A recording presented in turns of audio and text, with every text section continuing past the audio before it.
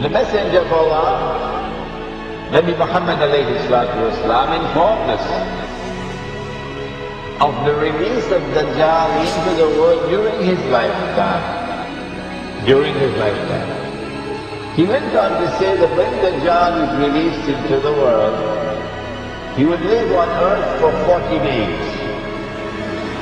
One day like a year, one day like a month, one day like a week, and the rest of his days like your days. The analysis conducted in this book is such that it argues that when Dajjal was in a day which is like a year, Britain was his headquarters. And when Dajjal moved to a day which is like a month, the United States of America became his headquarters.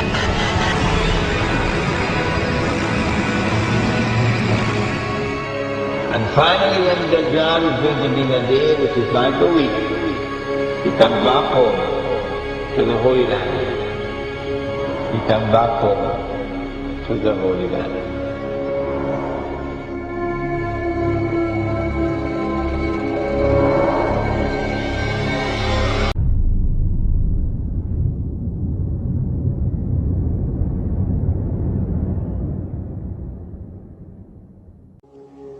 When they colonize a part of the world, they do not leave, they do not decolonize until and unless they have put in place institutions which will ensure that that society will continue to be ruled by them by proxy,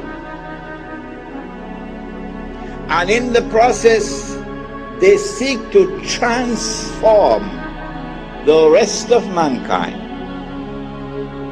into carbon copies of themselves.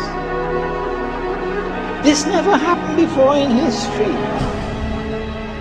If I do not seek to understand what's happening here, then I've got peanuts in my head.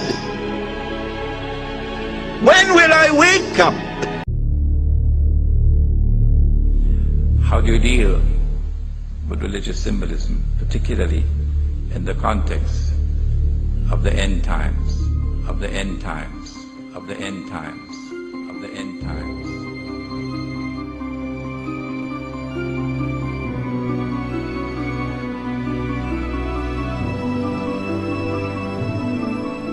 The Blessed Prophet sallallahu ta'ala alayhi wasallam declared, every prophet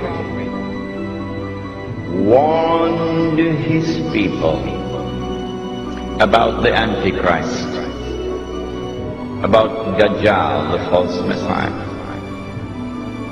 And the prophet Noah warned his people. But I say to you something that none have said before me. The Antichrist sees with one eye, his left eye.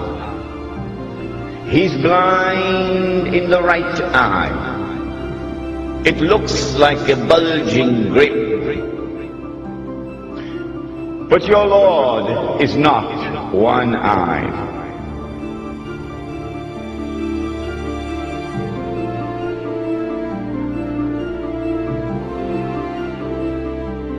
Between his eyes, on his forehead, is written the word kafir, disbeliever. And every mu'min will be able to read it. A mu'min is the one who has accepted the religion, the true religion, but has not only accepted it with the lips, but the truth has entered into the heart. The one who has faith is a mu'min. And so every mu'min will be able to read and recognize this believer. Whether that mu'min is literate or illiterate.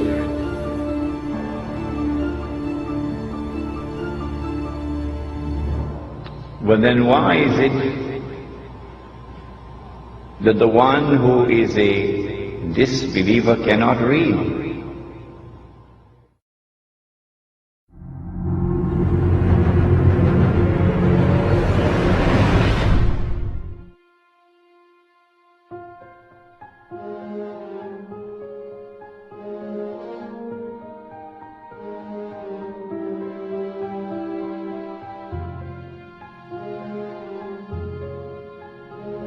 The one who has faith can read.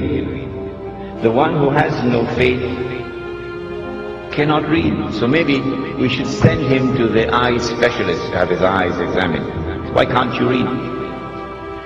But the report comes back from the eye specialist, perfect vision, no glaucoma, no cataract. His eyes are perfect. Well, then why can't he read? Even though his eyes are perfect. And why is it that the one who has faith can read and recognize kafir, disbeliever? Maybe that the one who has faith is not reading with these eyes. Do we have any other eyes beside these eyes? Do we have any other ears beside these ears? Do we have any other means of acquiring knowledge other than through sense perception and rationality?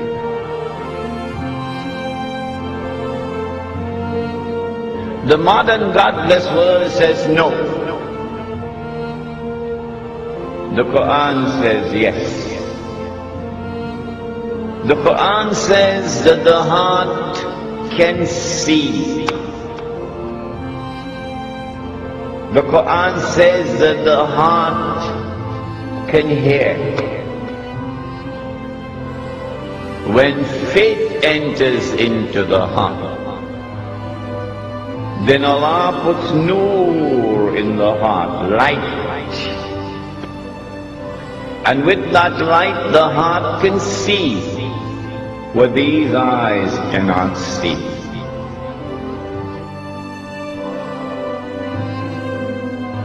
And so now it is plain and clear that when the one who has faith is seeing, he's seeing with more than these eyes.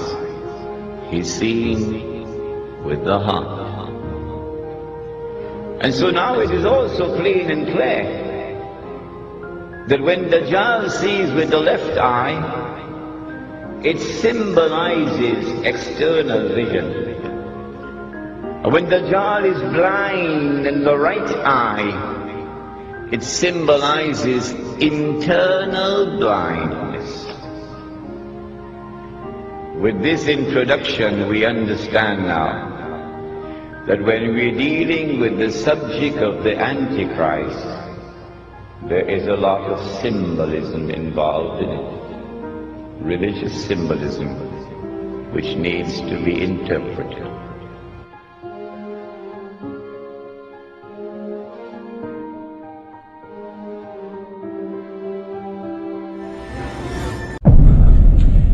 I've been saying to my audiences, if the Holy Land was liberated by a British army in November 1917, and that was just a chance military event, it happened by chance. If British rule over the Holy Land from 1918 to 1948 it was just by chance. If the return of the Israelite people to the Holy Land 2,000 years after they had been expelled, and 2,000 years after they had been prohibited to return and they're back, to reclaim it as their own, if this is also by chance, if the birth of a state of Israel in 1948 in the Holy Land is also by chance, and if the growth of Israel to such a state of power that Israel appears to me, and of course only God doesn't make mistakes, Bishop, appears to me to be poised to take over from the United States very soon as the ruling state in the world. If all of these things can happen by chance, then Bishop, the cow can also jump over the moon.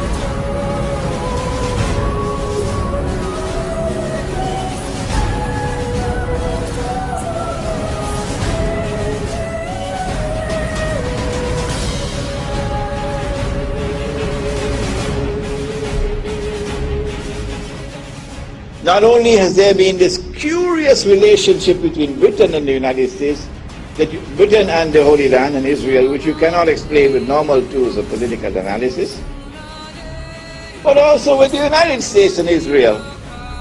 Which political scientist there is in the world today who can offer a rational explanation for the curious relationship that exists between the United States and Israel? And modern Western civilization has armed Israel. Transfer of technology, transfer of military technology, massive economic aid, massive financial aid, to the extent that Israel is now a superpower. And to the extent that Israel is now poised to take over from the United States as the ruling state in the world.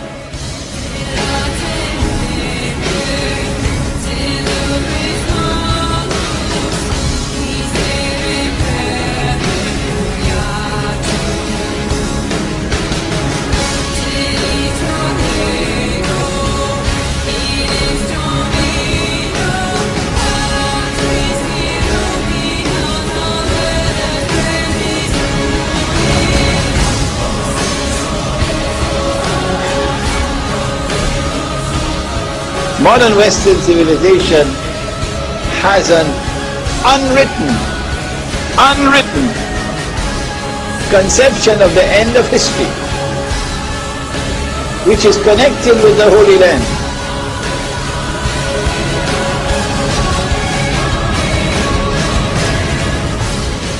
There is an actor at work in modern Western civilization, which is constantly using modern Western civilization to achieve his objective. There is an actor at work in modern Western civilization. There is an actor at work.